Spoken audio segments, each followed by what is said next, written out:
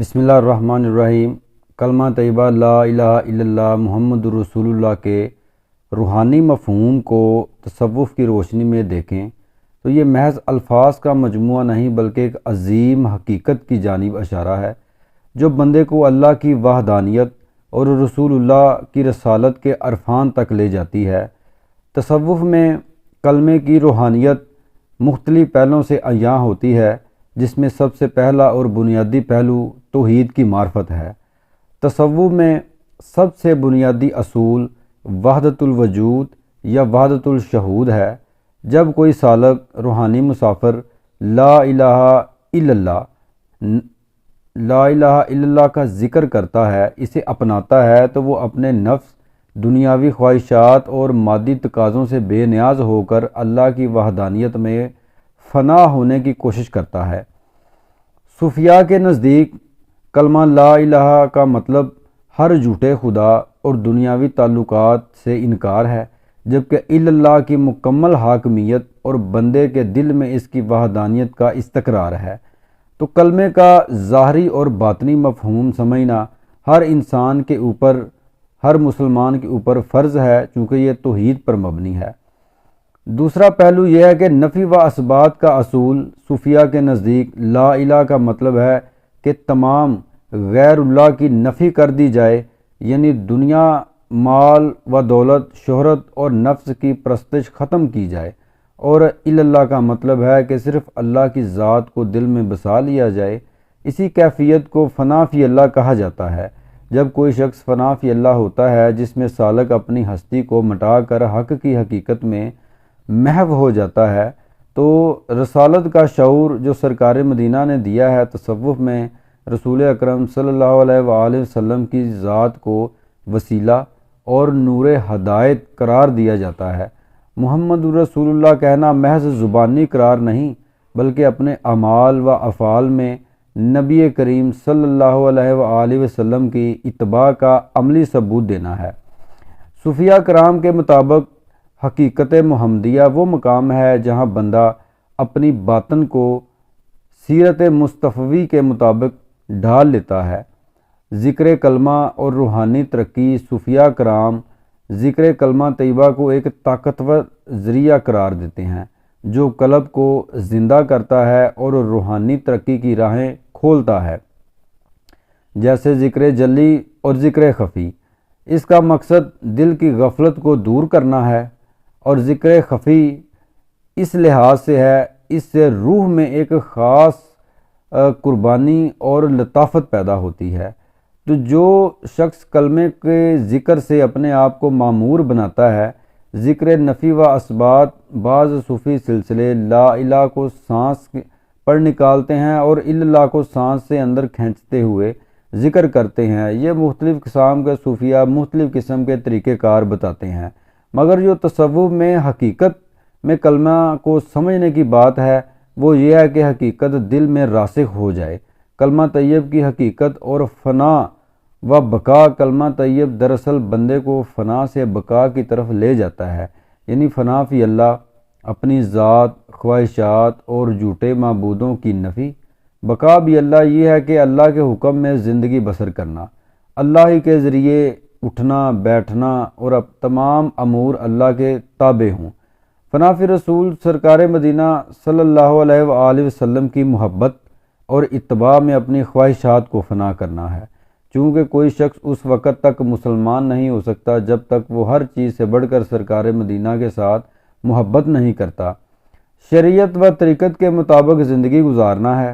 تصوف میں کلمہ طیبہ محض ایک اقرار نہیں، ایک قول نہیں، بلکہ ایک زندہ حقیقت ہے جو بندے کو اللہ کی وحدانیت اور رسول اللہ کی اطاعت میں مکمل طور پر جاذب کر دیتی ہے۔ اس کے ذریعے روحانی منازل طے کی جاتی ہیں اور بندہ اپنے وجود کی نفی کر کے اللہ کے رنگ میں رنگا جاتا ہے، جیسا کہ قرآن میں فرمایا گیا ہے، صبغۃ اللہ ومن احسن من اللہ صبغۃ، یعنی اللہ کا رنگ اختیار کر لو، اور اللہ سے بہتر رنگ کس کا ہو سکتا ہے۔ کلمے کا مفہوم اس طور سے بھی سمجھنا ہمارے اوپر فرض ہے۔ امام غزالی رحمۃ اللہ علیہ فرماتے ہیں کہ جب کوئی شخص اپنے عمر بلوغت کو پہنچ جائے تو اس کے اوپر سب سے پہلا جو فرض ہے وہ کلمے کی حقیقت کو جاننا ہے، کلمہ طیبہ کو سمجھنا ہے۔ سرکار مدینہ کا فرمان ہے کہ جس نے ایک مرتبہ کلمہ کہا لا الہ الا اللہ وہ جنت میں داخل ہو گیا۔ تو یہ جنت میں جو داخل ہے، جنت اللہ والوں کی جنت جو ہے وہ اللہ ہی ہوتا ہے۔ اس لحاظ سے سرکار بھی فرماتے ہیں کہ لا الہ پڑھ اول بعدہ الا اللہ، جو شخص لا الہ کی رمز کو سمجھ لیتا ہے تو وہ اپنے اوپر کلمے کی تلوار کو چلاتا ہے۔ لا الہ کی تلوار کو جب وہ اپنے اوپر چلاتا ہے تو الا اللہ کو ثابت اور ثبوت مشاہداتی بصیرت کی آنکھ سے دیکھ لیتا ہے۔ تو اس لحاظ سے اہل تصوف میں کلمے کی بہت بڑی بات ہے۔ کلمہ ازل سے لے کر ابد تک ہے، اس کا راز جو ہے وہ اہل اللہ کے ذریعے ہی جانا جا سکتا ہے۔ تو جو شخص نفی اثبات کے ذریعے کلمے کو پہچانتا ہے، کیونکہ یہ سیکھنے اور سکھانے کے عمل میں آتا ہے، جب کوئی شخص ایک توحید کا منبع بن جاتا ہے تو اسے تب ان باتوں کی ضرورت نہیں رہتی، مگر ایک طالب کو اس بات کی ہر وقت ضرورت ہے کہ وہ کلمے کا راز اور کلمے کی حقیقت اپنے مرشد صادق کے ذریعے اپنے اوپر عیاں کرے۔ کاف کلمہ نفی اثبات دائے پردہ ہستی دا ذرا اٹھا ویکیں، نفی ہستی مہماں دی کر ایتھے ہستی مطلق جا بجا ویکیں، تو کچھ بھی نہیں سب کچھ اوہو وچ دل دے دل ربا ویکیں، بلال خود نو سمجھ فانی پھر سارا اپنا آپ بکا ویکیں۔ تو اس لحاظ سے کلمہ جو ہے اس کی ایک بہت بڑی حقیقت ہے۔ تمام تر امور شریعت اور امور طریقت ان میں جو مرکزی ایک جامد اور ایک حقیقی صورت ہے وہ کلمے کی ہے۔ ہستی کا وہم خوف عدم سب مٹا دیا، جب بے خودی کا عشق نے پیالہ پلا دیا، جب معنی منکشف ہوئے کلمہ شریف کے تو کثرت کے بیچ شاہد و وحدت دکھا دیا۔ کلمہ شریف کے معنی جب کسی انسان کے اوپر منکشف ہو جاتے ہیں تو اسے اس بات کا آدھا ہو جاتا ہے، اس بات کا پتہ چل جاتا ہے کہ حقیقت میں یہ جو جزوی انسان ہے یہ اللہ تعالیٰ ہی کے ذریعے اس جہان میں چلتا پھرتا ہے۔ اور جب اللہ تعالیٰ کا ادراک الا اللہ کے ذریعے کوئی شخص کر لیتا ہے، لا الہ کی تیغ سے اپنی ہستی مہمہ کو اڑا دیتا ہے تو الا اللہ سے وہ تمام جہان کو روشن دیکھتا ہے۔ ذرہ ذرہ اس کو اسی بات کا پتہ دیتا ہے کہ ذات باری خدا تعالیٰ کے علاوہ کوئی دوسری کوئی غیریت کوئی ماں سوا موجود ہی نہیں۔ تو یہ اتنا آسان نہیں، یہ ایک دقیق کام ہے، مگر یہ آسان بھی ہے تو اپنے مرشد کے ذریعے، مرشد کی ہدایت کے ذریعے اور ان کی تابع اور اطاعت کے ذریعے، کیونکہ کلمے کا راز جو ہے یہ نور سینہ کا راز ہے۔ یہ نور انسان کے سینے میں موجود ہے، مگر اسے دیکھنے کی ضرورت ہے جب کوئی شخص کسی اللہ والے اور صوفیاء کے پاس پہنچتا ہے جو صوفیاء حق ہیں۔ اس لحاظ سے اس میں ایک سبق جو فنا فی اللہ کا ہوتا ہے تو اس حوالے سے بھی سرکار فرماتے ہیں کہ فنا کیسی بقا کیسی، جب کہ اس کے آشنا ٹھہرے، کبھی اس گھر آ ٹھہرے کبھی اس گھر جا ٹھہرے۔ تو جب کوئی شخص اللہ کے ساتھ آشنا ہو جاتا ہے تو اس کے اوپر یہ فنا و بقا کے مرتبے بھی ختم ہو جاتے ہیں۔ اس لحاظ سے سب سے پہلے جو سبق سیکھنا ہے وہ کلمے کا سیکھنا ہے۔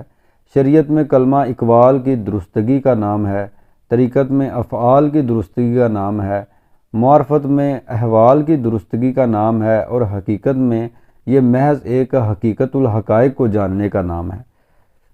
کیوں کہ انسان چاہے جتنی بھی ترقی کر لے، انسان رہتا ہے، جب یہ مالک کل کی پہچان کرتا ہے تو یہ دیکھتا ہے کہ یہ ایک عکس کے برابر بھی اس کی کوئی حیثیت نہیں۔ تو فنا فی اللہ، پھر بقا بھی اللہ، اور پھر اس سے آگے مرتبہ احدیت میں جن لوگوں کا گزر ہوا اور جن لوگوں نے مشاہدہ کیا، جتنا مالک کل نے ان کو کروایا، تو ان کے اوپر کلمے کی حقیقت جو ہے وہ عیاں ہو گئی۔ تو اس لحاظ سے کلمے کا راز اپنے مرشد کے ذریعے جاننا ہر انسان کے اوپر فرض ہے، اور اسے جاننا ہی چاہیے۔ کیوں کہ جس نے ایک دفعہ لا الہ الا اللہ کہا وہ جنت میں داخل ہو گیا۔ تو تو اللہ والوں کی جنت جو ہے وہ اللہ ہی ہوتا ہے، جو حقیقی معنوں سے اس میں داخل ہو جاتا ہے تو اسے بار بار داخل ہونے کی ضرورت نہیں رہتی۔ اس لحاظ سے کلمہ زبانی کلمہ ہر کوئی پڑھدا دل دا پڑھدا کوئی، جے کلمہ دل دا پڑھیے تے زبان نہ دیندی ٹوئی۔ کلمہ جو ہے اسے صدقے دل کے ساتھ اس کے تمام رازوں کو اپنے اوپر عیاں کرنے کا نام ہے۔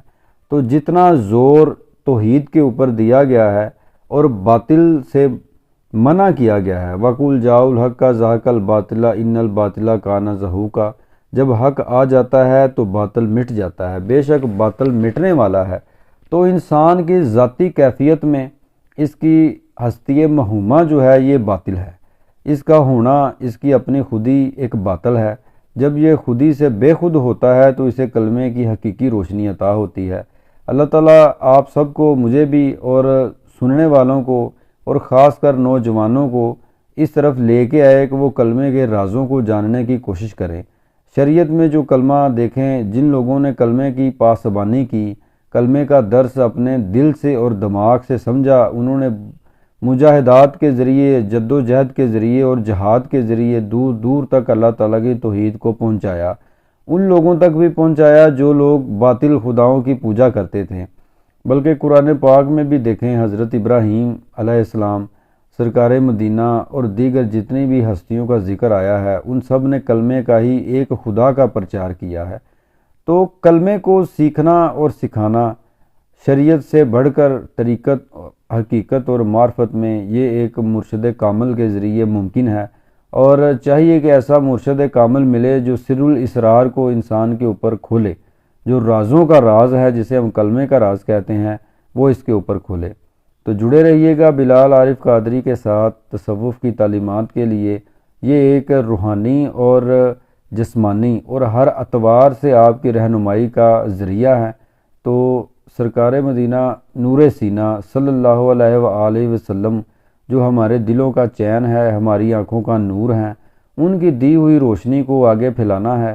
اور صوفیہ کو اس لیے صوفیہ کہتے ہیں کہ وہ اس روشنی کو پریکٹیکل انداز میں اپنے باعمل طریقے سے پہنچاتے ہیں، اور بڑھ کر ہر چیز سے، مال، جان، اولاد، حتیٰ کہ اپنی جان سے بھی بڑھ کر اللہ تعالیٰ کو چاہتے ہیں اور اس کے رسول کو چاہتے ہیں۔ اب اس کو پریکٹیکلی نمونے میں ان کی اطاعت کو عمل کرنا اور پھر اس عمل کے ذریعے لوگوں تک پہنچانا، یہی صوفیہ کا مقصد ہے اور یہی میرا بھی مقصد ہے۔ تو دیکھتے رہیے گا بزم عارفاں۔ بہت شکریہ۔